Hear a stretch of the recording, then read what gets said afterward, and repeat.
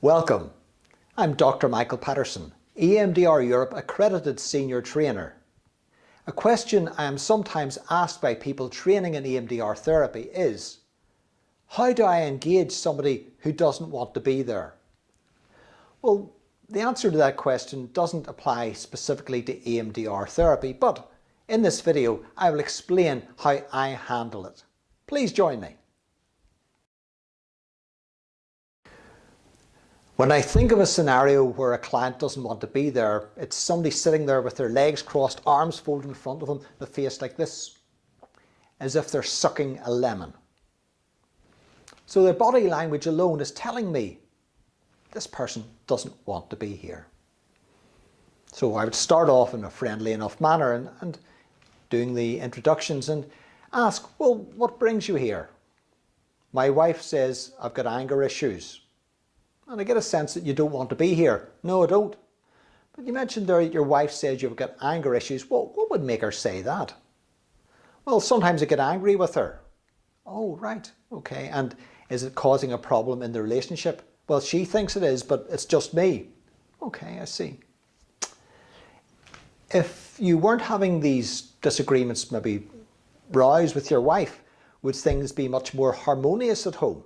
Well, they would be. Would you prefer that? Well, I suppose I would.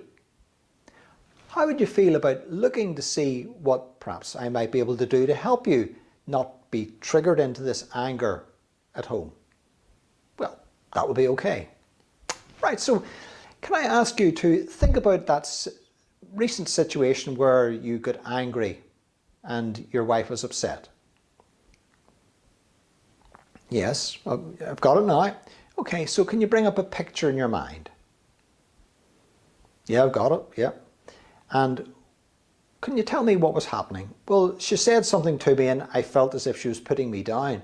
Ah, right, okay. And as you have that picture in your mind, what sort of negative belief about yourself fits with it? Sort of, I don't matter. Okay, and do you notice any particular emotion now? Yeah, I feel angry. And where do you feel it in your body? On my shoulders.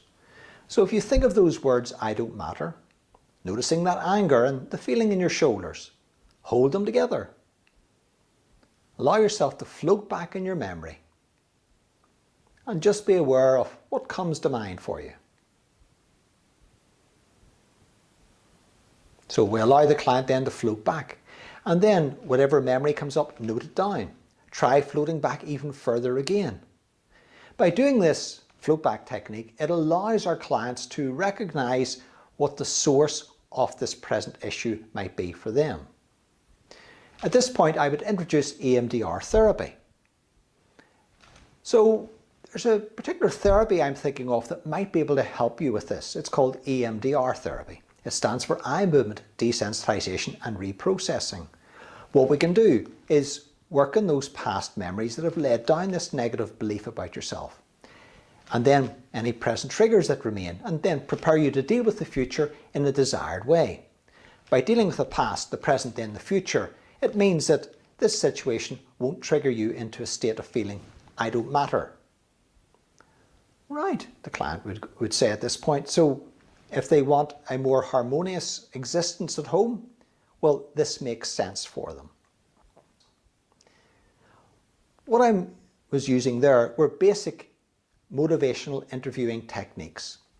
I read about these years ago in Miller and Rolnick's book, Motivational Interviewing, and I've applied them in this sort of circumstance. I hope this video has been of some benefit to you. If so, please subscribe free down below. YouTube will let you know about any other videos that I post in the series. I want to see you become the best that you can possibly be in delivering EMDR therapy.